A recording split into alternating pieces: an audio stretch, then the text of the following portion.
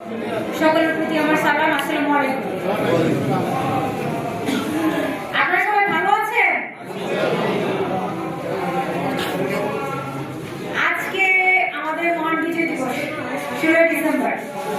এদিনে আমরা শ্রদ্ধা বলে স্মরণ করছি 1971 সালে যুদ্ধে যারা শহীদ হয়েছেন সেই বীরদের। আপনাদের প্রতি গভীর শ্রদ্ধা জ্ঞাপন করছি।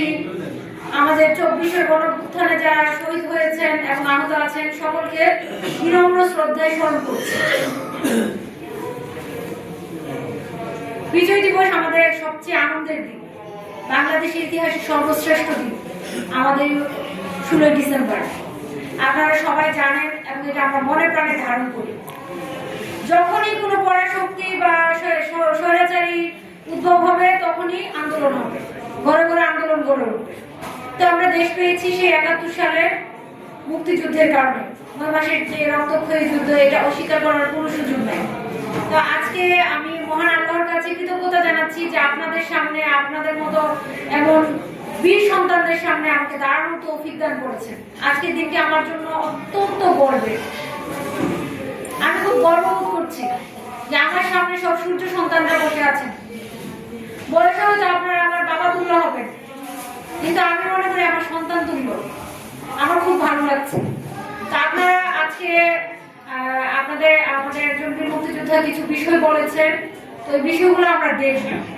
কিছু কিছু বিষয় আছে সরকারি বিষয় যেগুলো আমাদেরকে মানতে হয়।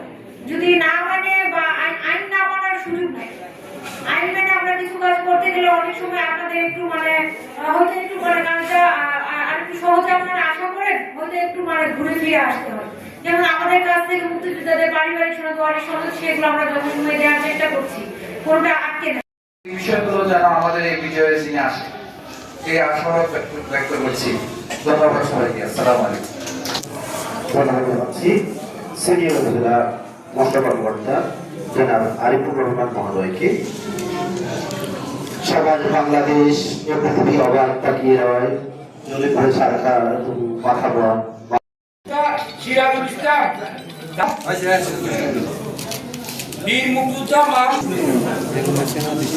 বীর মুক্তিযোদ্ধা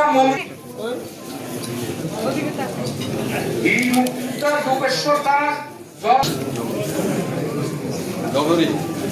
বীর মুক্তিযোদ্ধা সাইদুল বসা শামসুল জমরার গ্রাম, বীর মুক্তিযোদ্ধা সাইদুল বসা শামসুল জমরার গ্রাম,